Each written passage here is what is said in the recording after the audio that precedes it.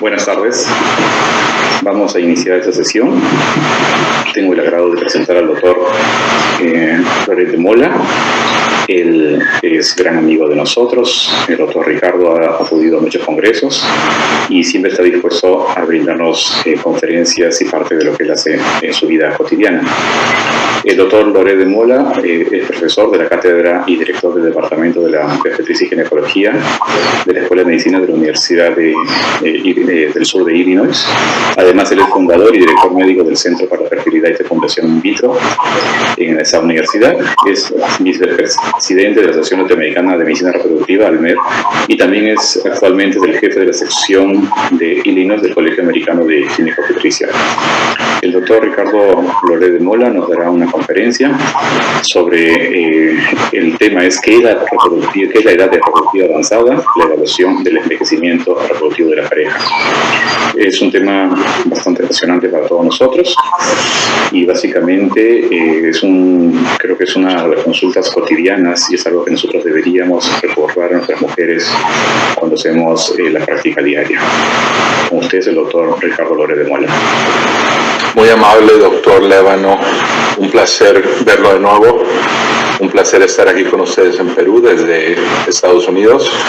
Y de nuevo le agradezco al comité organizador de la Sociedad Peruana de Obstetricia y Ginecología por la invitación. Y para mí es un placer estar con ustedes. Preferiría hacerlo en Lima, si me preguntan, pero bueno, a falta de pan, tortillas, como decimos en México.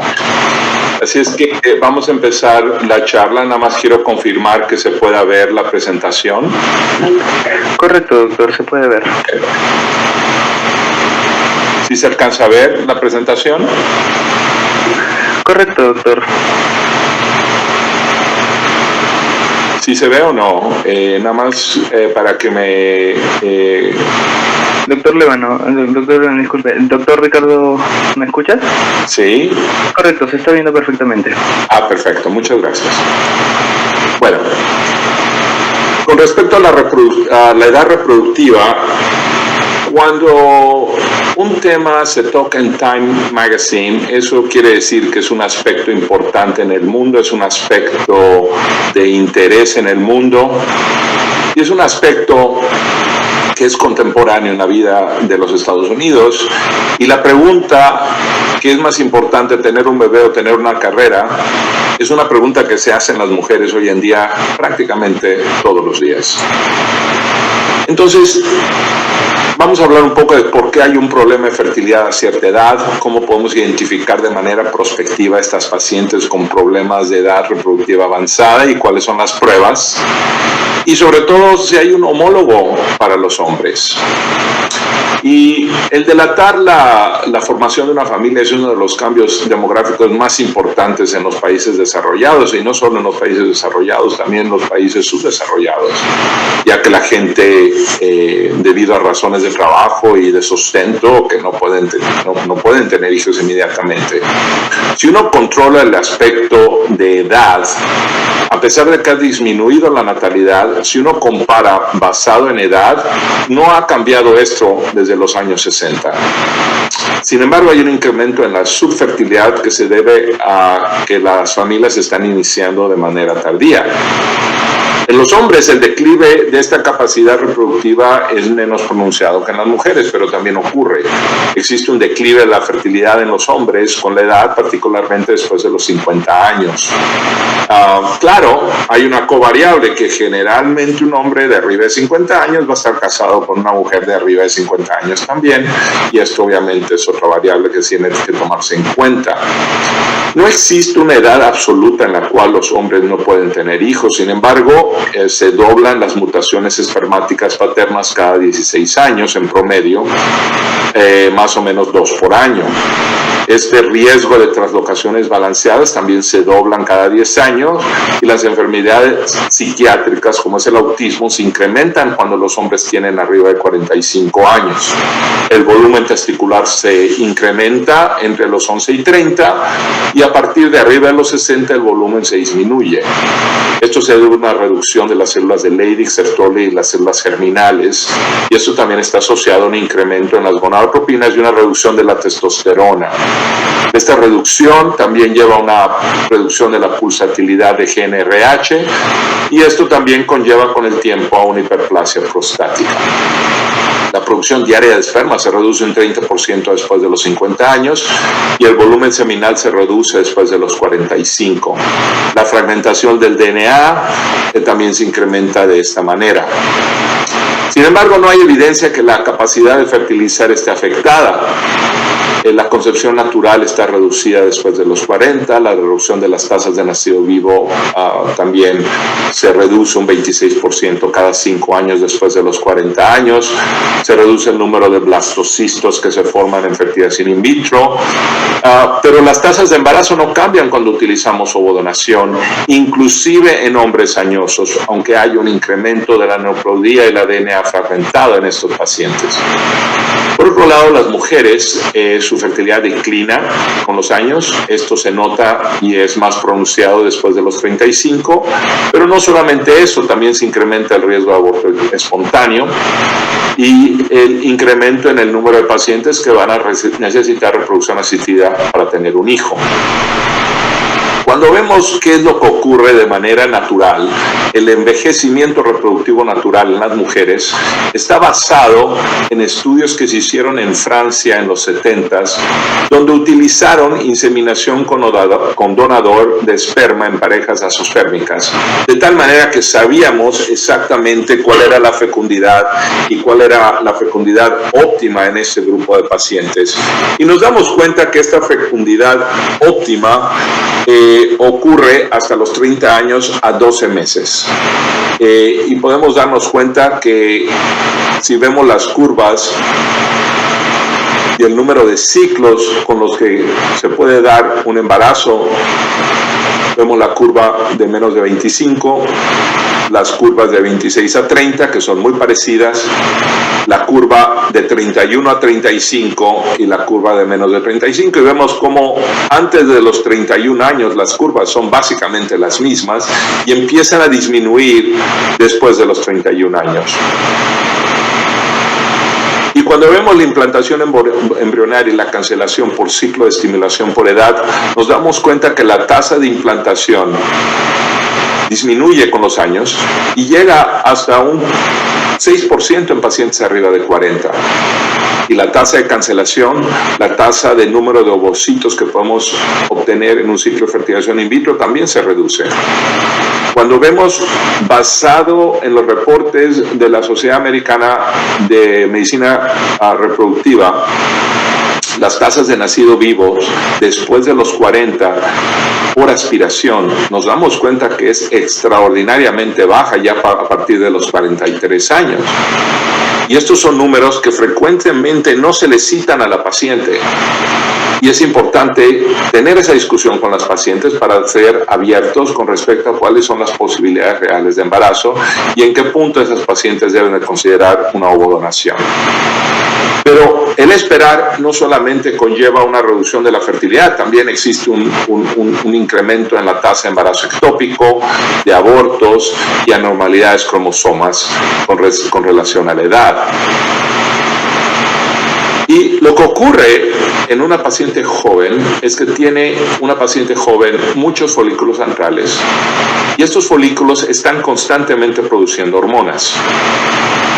Producen inhibina B, el cuerpo lúteo inhibina A, la combinación de todos estos, en particular el folículo antral dominante, estradiol, que da una retroalimentación negativa a la pituitaria y hipotálamo, los cuales modulan la producción de FSH y LH pico para poder llegar a la ovulación. Y el conjunto de todos estos folículos producen hormona antimülleriana. esta hormona antimülleriana también tiene un efecto negativo en el hipotálamo y la pituitaria y se piensa que juega un papel importante en la selección del folículo dominante. En las pacientes añosas, como hay menos folículos, hay menos producción de hormona antimülleriana.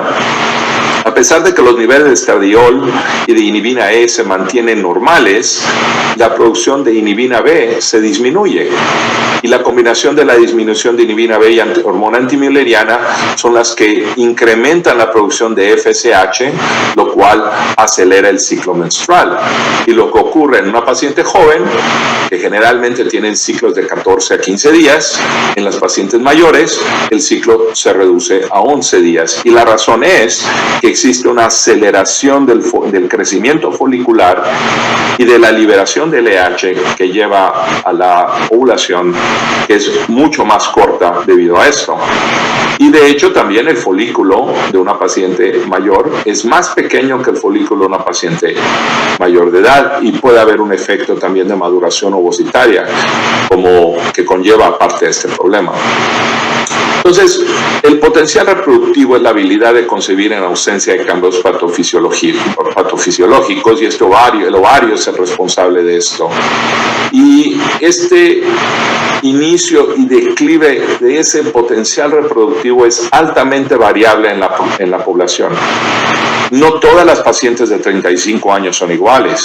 Hay unas pacientes que a los 35 siguen siendo muy fértiles y otras que a los 35 no son fértiles. Pero si tomamos en cuenta que la edad de la menopausia es alrededor de los 50, en los Estados Unidos 51, y la subfertilidad se inicia 10 años antes de la menopausia, podemos esperar que un 10% de las mujeres que inician la menopausia a los 45 años, para los 30-35 van a ser subfértiles, cuando menos un 10% de esa población. Entonces, ¿cómo podemos de manera prospectiva evaluar a estas pacientes? Y existen muchas pruebas que han sido publicadas, pero no vamos a hablar de las pruebas de estimulación porque ya realmente han pasado de moda y la inhibina B es muy difícil de interpretar. Así es que vamos a hablar solo de algunos de estos, ya que estas otras pruebas son complejas, caras y pasadas de moda. La edad. La edad es fácil, no cuesta nada. Le pregunto a la paciente y van a ver algunas pacientes que van a mentir un poquito, se van a quitar 1 o 2 años, a lo mejor 3, pero la edad es una manera fácil de ver esto y claro, si tienen dudas, pídanle su tarjeta de conducir y ven realmente cuál es la edad de la paciente. Pero es un marcador conveniente y gratuito. El declive de la fertilidad, ya lo hemos hablado, empieza a partir de los 31 de manera natural. Si utilizamos ciclos de inseminación con donador, el no concebir es del 6% en pacientes abajo de 25 y 43% en pacientes entre 36 y 40. Y cuando vemos la tasa y el porcentaje de parejas infértiles relacionados a la edad y el porcentaje de quedarse sin hijos a pesar de todos los tratamientos, para cuando llegamos a los 40, estamos hablando de un porcentaje de riesgo de quedarse sin hijos de un 60-65%. La FSH basal es otra manera importante de medir la fertilidad. Sabemos que la FSH basal se incrementa de manera natural cuando la fertilidad se reduce. Y si la FSH llega arriba de los 25, inclusive utilizando tratamientos de fertilización in vitro, muy pocas pacientes se embarazan. Tanto la FSH como la edad deben ser consideradas en correlación una con la otra.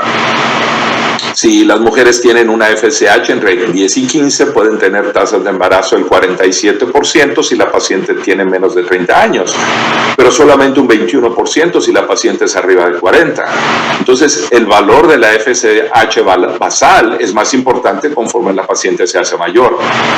Y siempre tenemos que tomar en cuenta los niveles de estradiol. Un FSH basal es irrelevante si no tenemos un estradiol basal concurrente, porque tú puedes tener un estradiol muy alto al punto basal que de manera ficticia reduce la FSH basal y nos hace pensar que la paciente no tiene un problema.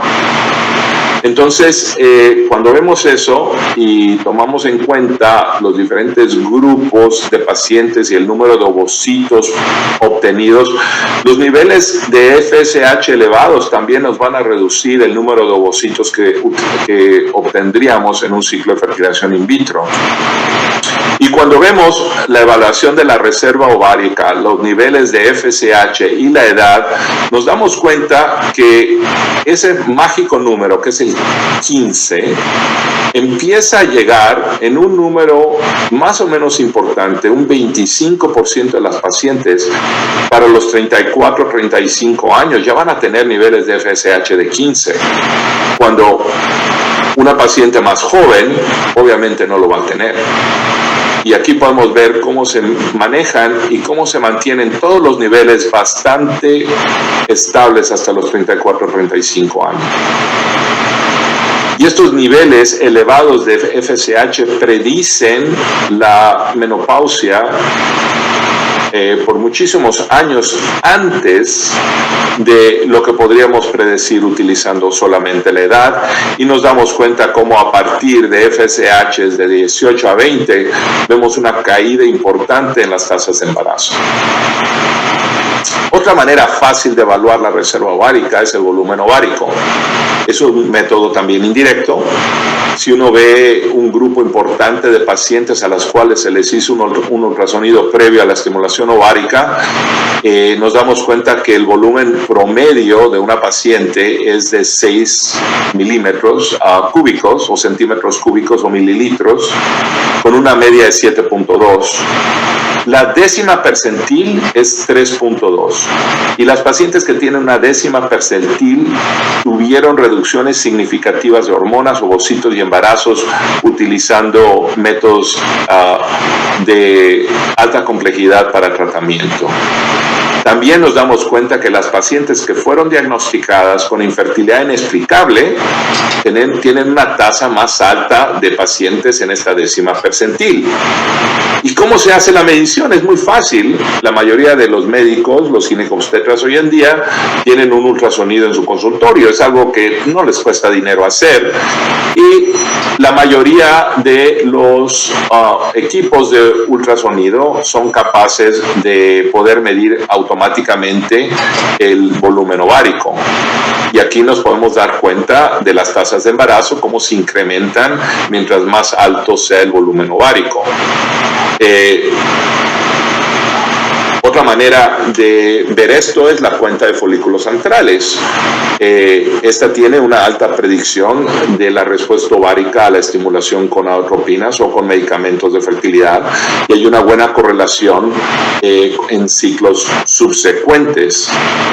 Si una paciente tiene 4.4 folículos antrales, o menos, esto predice una pobre respuesta a la estimulación, y las tasas de embarazo son más bajas en comparación a respondedoras normales que se consideran tienen cuentas de 11 para arriba, cuando tienen también tasas de embarazo muy altas. Entonces, al hacer una evaluación de una paciente que tiene poquitos folículos antrales, va a tener más dificultades de embarazarse independientemente del tratamiento que utilicemos. De nuevo, hay que tomar en cuenta la edad. Y es muy fácil. Aquí tienen este ovario, tiene 2 folículos antrales, y este otro ovario que tiene un montón de folículos antrales. ¿Cuál de estas dos pacientes va a ser más fácil que se embarace? Obviamente la paciente de la derecha. Y cuando vemos la relación de la cuenta de folículos antrales y la edad, nos damos cuenta que también alrededor de los 35, 36 años es cuando empezamos a ver esa caída de la cuenta de folículos antrales en todos los grupos. Y esta fase acelerada de pérdida folicular o el cambio de edad ocurre precisamente alrededor de ese tiempo. Y vemos cómo las tasas de embarazo se incrementan dependiendo de cuántos folículos antrales tiene la paciente, y la tasa de cancelación de fertilización in vitro disminuye también dependiendo del número de folículos antrales. Entonces, es una manera fácil de hacer una evaluación, es un instrumento que predice una pobre respuesta mejor que la FSH basal y es uno de los estudios de elección en reproducción asistida. ¿Y qué de hormona antimülleriana? Sabemos que esta hormona es producida por folículos arriba de 7 milímetros, pero también folículos más pequeños la producen, pero no de manera importante. Y sabemos que en este grupo de folículos tienen un valor muy importante porque la hormona antimülleriana, no solamente junto con los andrógenos, tienen un efecto inhibidor de reclutamiento inicial y esto regula el número de folículos en fase primordial e inhibe la sensibilidad al FSH y esto participa en la selección del folículo dominante. Cuando vemos también la edad y los niveles de hormona antimülleriana, nos damos cuenta que esta caída ocurre de una manera un poquito más tardía a los 36 años. Y cuando vemos los diferentes ensayos que existen en el mercado para medir la hormona, nos damos también cuenta que no todas las pruebas o los ensayos para medir esta hormona son iguales y existe una variación importante y es importante tomar eso en cuenta a la hora de interpretar los resultados. Aquí vemos cómo existe una tremenda variación en la media y el promedio de los niveles de esta hormona conforme a la edad. Pero de nuevo, vemos que la caída importante ocurre entre los 33 y 36 años. Existe una prueba donde se puede combinar el nivel de estradiol, inhibina B y hormona antimülleriana, así como LH y FSH, y existe una prueba que se llama la prueba el índice de reserva ovárica, donde uno puede tener una predicción un poquito mejor de las posibilidades de embarazo, ya que con un programa que toma en cuenta la edad, toma en cuenta todas estas hormonas y compara a las pacientes con un grupo de 500 pacientes a las cuales se les dio tratamiento de fertilidad y se tiene la información de quién se embarazó y quién no, uno puede hacer una comparación contra este grupo control de 500 pacientes y darle una predicción a la paciente de tasas de embarazo. Entonces, cuando vemos los niveles de hormona antimülleriana, FSH y cuenta de folículos antrales y edad, pues nos damos cuenta que podemos esperar en una paciente de abajo de 33 años un nivel de hormona antimülleriana de más o menos 2.1, un nivel de 7 y una cuenta de folículos antrales de 11. En pacientes arriba de 39 años, podemos esperar que la hormona antimülleriana sea un poquito arriba de 1.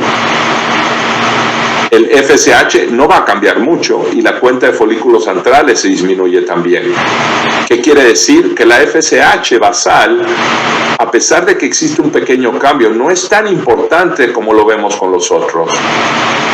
Y esta cuenta de folículos antrales, si nos vamos a poner a buscar los valores de corte para determinar la edad biológica de la paciente, nos podemos dar cuenta que si tomamos que la percentil 50 es vamos a decir, el promedio, las pacientes de 34 años van a tener esa 50 percentil alrededor de los 34, hormona antimülleriana a los 35 y FSH a los 43.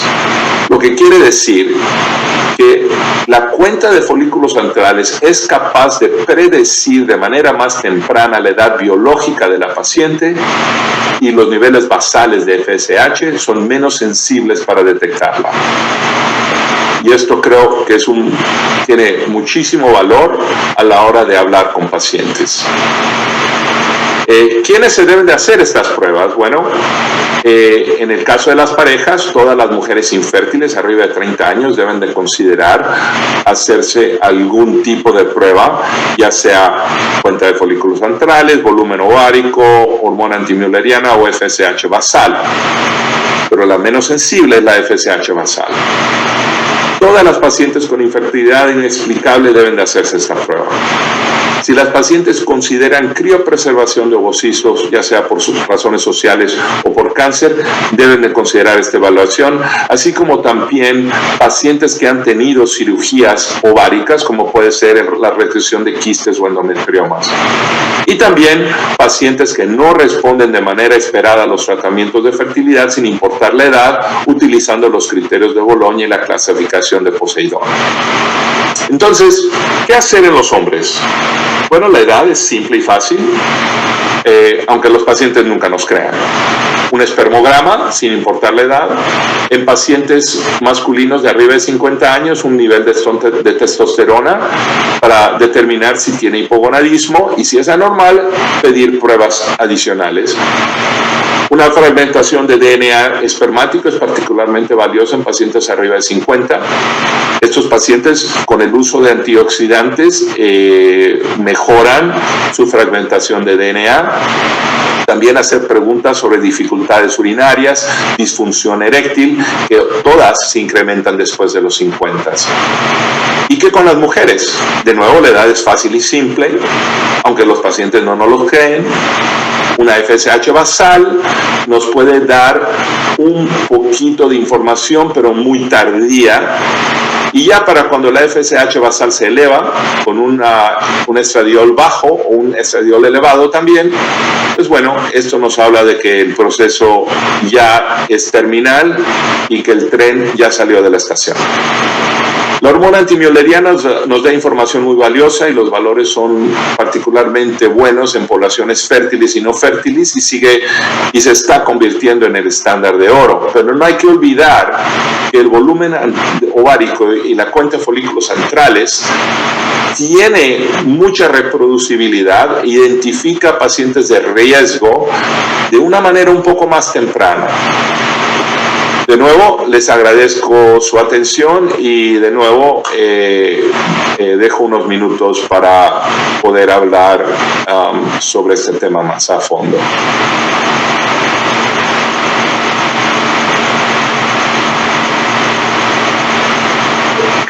Muchas gracias, doctor. De verdad que bastante interesante. Justo una de mis preguntas que le iba a hacer es cuál debería ser el consejo para mujeres y hombres. Creo que lo ha dado bastante bien.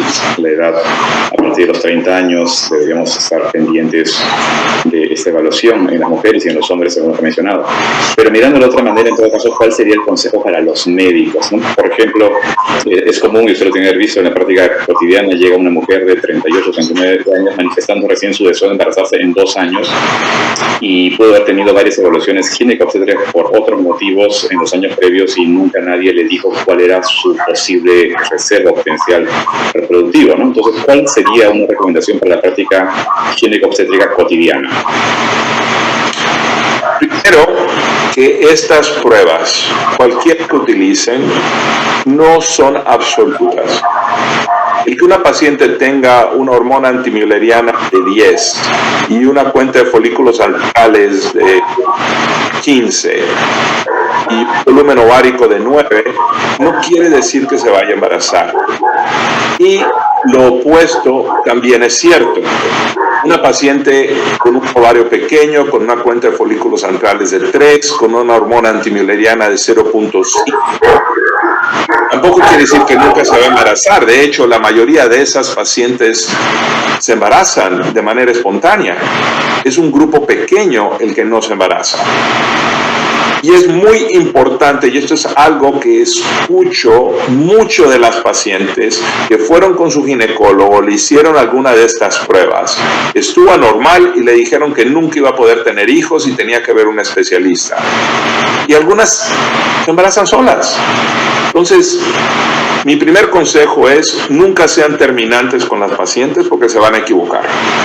Segundo, no le quiten el sueño a la paciente de que algún día, a pesar de que todo se vea negativo, que pueda ocurrir un embarazo espontáneo. Pero tienen que entender las pacientes que hay un porcentaje importante de las pacientes que fallan las pruebas que nunca van a tener un hijo. Y la edad es un factor importantísimo. Una paciente de 30 años con una hormona antimülleriana de 0.5, que le decimos que nunca se va a embarazar, se va a la casa y se va a embarazar algún día, en los siguientes 2 a 3 años, sola, sin intervención. Sí van a haber algunas, 10, 20, 30% de ellas que nunca se va a embarazar, pero un grupo importante de ellas sí. Pero una paciente con 0.5 a los 43 años difícilmente se va a embarazar. Nada es imposible. Pero yo creo que tiene uno que tomar el contexto de los valores con la edad y no ser terminantes con la paciente de la información, porque no tenemos una bolita mágica para ver el futuro, y dejar la puerta un poquito abierta para un futuro con hijos. Y hay que recordar también que cuando usted refiere a esa paciente al especialista de medicina reproductiva, cuando uno la prepara para la posibilidad de algo negativo, cuando llegan con nosotros, nos dan la oportunidad también de hablar de ovodonación y hablar de la posibilidad de que esas pacientes pueden ser madres, que a lo mejor algunas van a requerir de ovodonación. Hacemos lo imposible por ayudarlas para que puedan tener un hijo biológico, pero todas tienen siempre la opción de la ovodonación como último recurso, y van a ser muy poquitas pacientes que eventualmente no van a tener un hijo.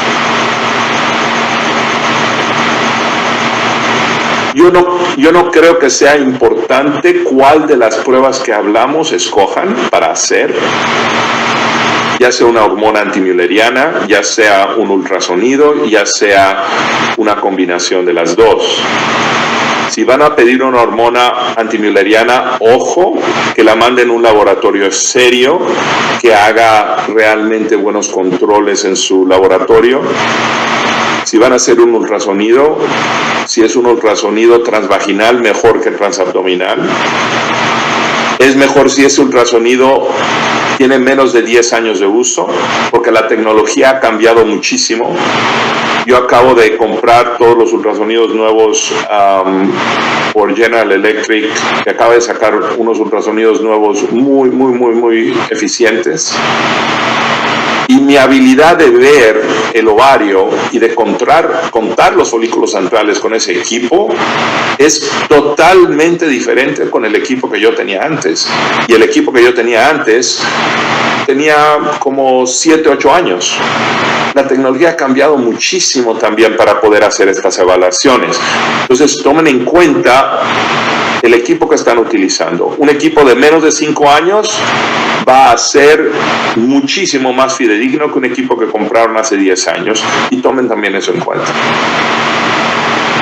Doctor, entonces, como una recomendación práctica puede ser que en la práctica cotidiana, no importa el motivo por el cual va una mujer a la consulta, por lo menos a partir de los 30 años, preguntar por su deseo reproductivo, ¿no? Y en cuánto tiempo lo quiere hacer, y por lo menos buscar alguna forma básica de evaluar, como se dice, con el conteo de folículos antrales en la consulta puede ser lo más fácil, ¿verdad?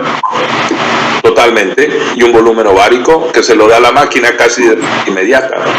Y esa combinación de los dos es muy fidedigna y le ahorra a lo mejor un poquito de dinero a la paciente, le ahorra la molestia de la toma de sangre.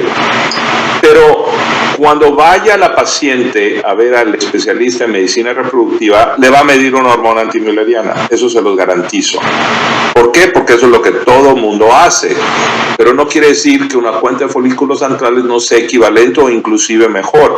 De hecho, cuando uno ve las publicaciones al respecto, en particular del manejo del endometrioma, y hablamos un poquito de esto el martes en mi presentación, que la cuenta de folículos antrales postquirúrgica es más fidedigna para predecir fertilidad en ese grupo de pacientes que una hormona antimülleriana, porque los niveles de hormona antimülleriana se pueden recuperar con el tiempo, y una hormona antimülleriana de 0.5 a los 2 meses de cirugía al año puede ser 0.8 o 0.9.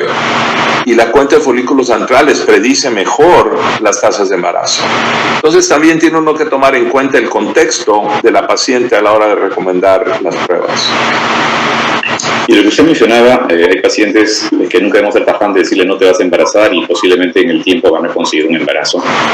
¿Qué tanto cree usted que el estrés tiene una implicancia en esto? Muchas veces vemos pacientes que ya están con el diagnóstico para ir al in vitro en 1 o 2 meses o por cuestiones económicas lo van a diferir y a veces mientras esperamos ese momento el paciente entra en amenorrea y ya está embarazada de manera espontánea, ¿no? ¿Cree que eso es un impacto del estrés o es simplemente la coincidencia, la casualidad, por lo que usted mencionaba que en el tiempo podrían conseguir un embarazo? Mi visión de esto a lo mejor es un poco diferente a lo de muchos de ustedes. Mi visión es la siguiente. Si realmente el estrés tiene un impacto en la fertilidad, va a haber un impacto en los ciclos menstruales. Si los ciclos, porque sabemos que las endorfinas del estrés es lo que causan cambios en los ciclos menstruales. Si la paciente sigue teniendo ciclos normales y no están afectados por el estrés lo que conlleva es un cambio en el comportamiento de la paciente, no en su ovulación, ni su habilidad de embarazarse.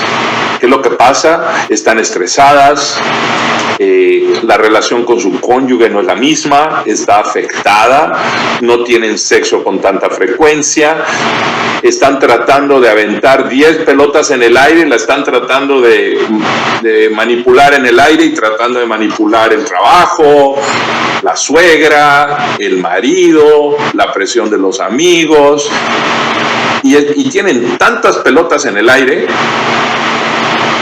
que se inutilizan y no tienen relaciones sexuales. Eso se los puedo garantizar. ¿Y qué es lo que pasa? ¡Ay! Es día 15 de mi ciclo. Tenemos que tener sexo, viejo. Ahorita vamos a tener sexo. Y a lo mejor el marido no puede funcionar en esas condiciones. O, de una manera más común, ya pasó la ovulación. Hay que recordar que el momento óptimo de la fertilización son las primeras 12 horas después de la ovulación. Después de las 24 horas sabemos que se incrementa la tasa de aborto y de no embarazarse. Entonces, esa ventana es chiquitita. Están tan preocupadas con su mundo externo las pacientes y los pacientes que no ponen atención a esto. Ay, doctor, yo siempre tengo sexo cuando debo de tenerlo. Pero a lo mejor están ovulando en otro día y tienen relaciones 1 o 2 veces al mes. Por eso no se embarazan. No se embarazan porque hay un aspecto biológico del estrés que les impide el embarazo. Es porque su comportamiento y las pelotas que tienen en el aire y el nivel de distracción que tienen hoy en día, eso es lo que les impide embarazarse. Esa es mi observación. No le escucho, doctor Lévano. Perdón, no pegué. Justo le iba a hacer la siguiente pregunta al respecto. ¿Y qué tan práctico considera o útil el uso de estos dispositivos para medir el pico de LH, la población, el famoso Clear Blue, que muchas mujeres lo emplean? Bueno, hay que ver varias cosas. Porque también le puedo decir que la mayoría de las pacientes no están usando eso. Están usando apps. ¿Por qué? Porque son gratis. Entonces usan los apps que están en Apple Store y los bajan. De hecho, en Europa empezaron a tener problemas porque hacen promesas a las pacientes que no pueden cumplir. Entonces, y no solo eso, es muy simpático en la consulta cuando uno le pregunta, bueno, platícame de sus ciclos mensuales. Espérame tantito, doctor, déjeme saco mi teléfono, y sacan el teléfono y empiezan a ver el app, ¿verdad? Y todas las cosas que tienen en el app. Y le digo, baja el teléfono, nada más dime, ¿con qué frecuencia tienes sexo? A ver, déjeme le cuento, doctor. No, nada más dime, en tu opinión. Claro que las mujeres siempre incrementan el número y cuando se voltea y le pregunta al marido, el marido le dice, no, es de menos de lo que tú estás diciendo porque yo sí llevo cuentas. Y se da uno cuenta que realmente las parejas no están teniendo relaciones con la frecuencia que deben de tener y le dan demasiado valor a los apps. Algunas pacientes siguen usando las pruebas de LH Y hay que recordar que esas pruebas van a dar falsos positivos y falsos negativos en un 10 a 15% de ciclos. La paciente normoovulatoria, joven, que usa una app y que usa los picos de LH para decidir tener relaciones, todas esas se embarazan. Esas no tienen problema, esas no las va a ver en el consultorio. Las que va a ver en el consultorio van a ser las falsas positivas y falsas negativas.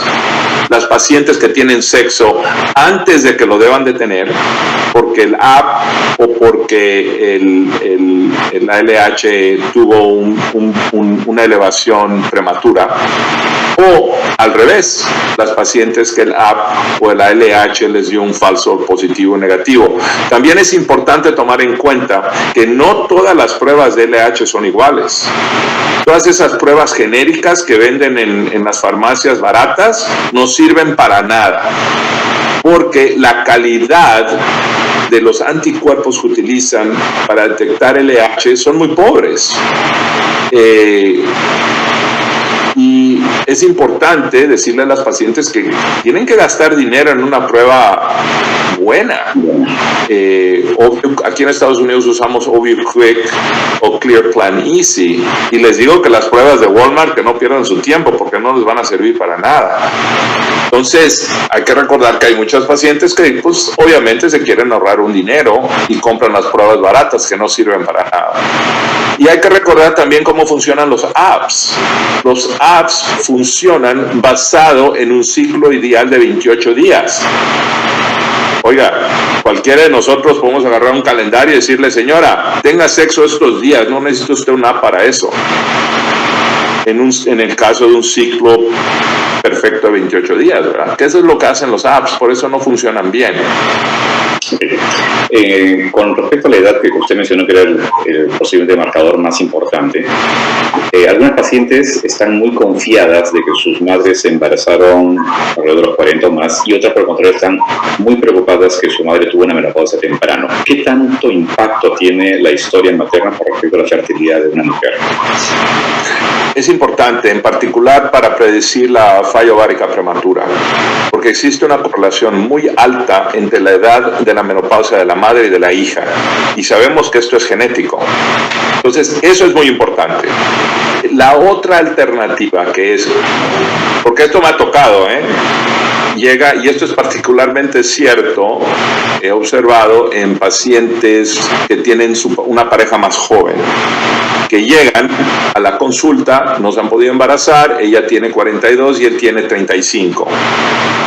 Y la paciente de 42 que le da números un poquito favorables a la pareja. No, todas las mujeres en mi familia se embarazan hasta los 60 años y yo no tengo problema. Vamos a ir al doctor nada más para ver si hay algún otro problema contigo, porque conmigo todas las mujeres en mi casa se embarazan hasta los 60. No le exagero cuántas veces he escuchado eso en el consultorio. Y obviamente uno por educación no va a desmentir a la paciente, simplemente hace las pruebas y luego le presenta la evidencia y mantiene uno la nariz limpia. Pero bueno, es muy común eso, que también tienen una sobreinterpretación de la fertilidad en sus familias, cuando en realidad la fertilidad es multifactorial. Usted puede tener una tía y una mamá muy fértiles, pero ¿y los papás? A lo mejor los papás eran muy fértiles, a lo mejor su pareja no es muy fértil, a lo mejor el estilo de vida de su mamá era muy bueno, a lo mejor su mamá le mintió un poquito con la edad, porque también eso sabemos que pasa, que todo mundo piensa que tienen una determinada edad cuando en realidad tienen otra edad. Y la gente se suma o se quita años dependiendo de la pregunta. Entonces es posible que una mamá que le dijo, oh, yo me embaracé a los 40, en realidad se embarazó a los 38. Y hay una diferencia muy importante entre 38 y 40. Así es. Entonces, es muy multifactorial. Lo que sí es importante es la predicción de menopausia precoz. Una paciente que tiene una madre que entró a menopausia a los 30, que tuvo 2 hijos porque entró en menopausia, esa paciente tiene un problema. Y esa paciente puede tener una serie de otros problemas. Puede ser que tenga evidencia de galactosemia y otros problemas hormonales que pueden dar a cabo a una falla ovárica prematura, como también puede ser un problema cromosómico. Una pregunta adicional es, igual, cuando una mujer llega ya por encima de los 35 años, o 38, o 40, y hacemos toda la evaluación y determinamos que su fertilidad definitivamente está disminuida, una pregunta muy común es, ¿qué puedo hacer para mejorarla? ¿No? Para mejorar la fertilidad. Exactamente, ¿no? Asumiendo que puedes existir alguna vitamina, algún producto, algo que mejore, ¿no? ¿Cómo podemos, cuál es la mejor recomendación que le podemos dar? Yo vacilo mucho con las pacientes y les digo chistes y juego, pero siempre con un fondo de verdad. No hay nada que la paciente pueda hacer para mejorar su fertilidad. Lo único que puede hacer es crear un medio que conduzca a ser fértiles. Teniendo una vida sana, una dieta sana, asegurarse que tome su pastilla prenatal, su vitamina prenatal, que tome cuando menos 1000 microgramos diarios de ácido fólico, que no fume, que disminuya su uso o consumo de cafeína a no más de una taza de café al día. Y luego las vacilo y les digo, y por favor quiera mucho a su marido. Que pues sabemos que a fin de cuentas necesitan al marido, entonces por favor cuide usted, porque no se enoje ni se pelee ni le grite al marido, porque a lo mejor le va a bajar la cuenta espermática. Entonces sean cariñosos y amorosos uno con el otro, a fin de cuentas es un factor importante para tener un hijo. Pero no hay realmente nada que una paciente pueda hacer. Y desgraciadamente existen vitaminas y una serie de cosas disponibles en los mercados que hacen falsas promesas a las pacientes por eso. Y las pacientes son vulnerables al respecto de esto. Hay reportes que están sugiriendo el uso de progesterona en cualquier ciclo, ¿no? Después de la ovulación, para darle un soporte, y que eso mejoraría la posibilidad de embarazo y reduciría la tasa de abortos. En este grupo de mujeres de edad un poco más avanzada, ¿usted lo recomendaría, o en qué caso, o si lo está usando, en qué caso lo puede indicar? No, se cortó un poquito, no sé qué pasó. No escuché la nota, doctor Lébano.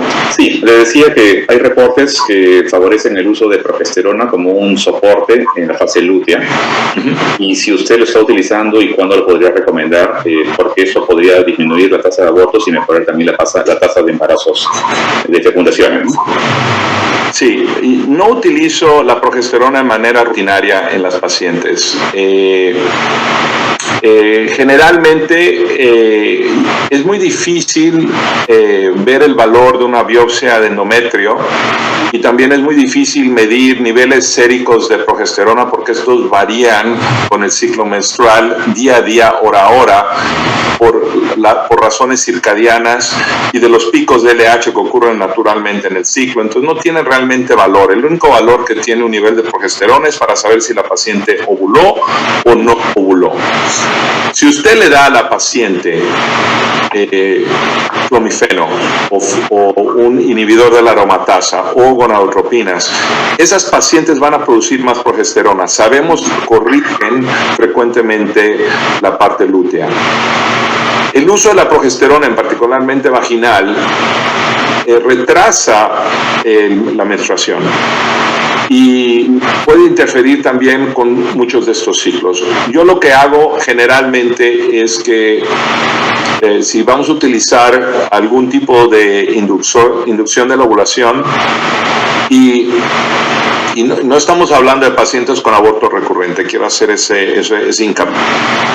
Pacientes sin historia de aborto recurrente, que les damos una inducción de la ovulación, les decimos que regresen al consultorio 16 días después de la ovulación a hacerse una prueba de embarazo, y si los niveles de progesterona están abajo de 15, en ese punto es cuando les damos progesterona. Generalmente no la damos en pacientes en ciclos naturales y no las damos en ciclos de inducción de la ovulación de manera rutinaria. En pacientes con una historia de aborto recurrente, esas es más factible que les demos progesterona después de un ciclo de inducción de la ovulación. Simplemente porque hacer un diagnóstico de fase lútea fallida es extraordinariamente difícil de hacer. Inclusive los patólogos no pueden estar de acuerdo en cómo medir la fecha del endometrio, y esto está perfectamente demostrado. Entonces, en vez de estar haciendo biopsias, que son molestas, dolorosas, costosas, a esos pacientes les damos progesterona como una alternativa. Sí. Doctor, y la última pregunta, ya para terminar el simposio. En mujeres que no son portadoras de ovario poliquístico, síndrome de ovario poliquístico, ¿usted te indicaría en alguna situación el uso de inositol? ¿Cree que podría ayudar en algo? Sí, el inositol sí tiene un valor en pacientes anovulatorias por ovario poliquístico, sí tiene un valor, sí ayuda a poder hacer algunos ciclos ovulatorios. De nuevo, es una alternativa de tratamiento que puede ser muy válida. Yo lo uso poco, lo uso prácticamente en pacientes que quisieran probar un tratamiento un poquito más natural y que no quieren tomar medicamentos de inducción de la ovulación por razones personales o por miedo a embarazo múltiple. Una de las ventajas del inositol es que en las pacientes en las que funciona son monoovulatorias, entonces reduces el riesgo de embarazo múltiple, que creo que es importante. Sí, pero en mujeres que no son, que no tienen ovario poliquístico. No tiene valor. Sí, ninguno. No, perfecto. Ok, ha sido realmente un placer poder conversar con usted, escuchar su conferencia. Le agradecemos mucho la colaboración con nuestra sociedad y esperamos seguir compartiendo en el futuro. Muchísimas gracias, doctor. Muchísimas gracias a usted. Y a todos los demás oyentes o participantes, perdón, de ese simposio.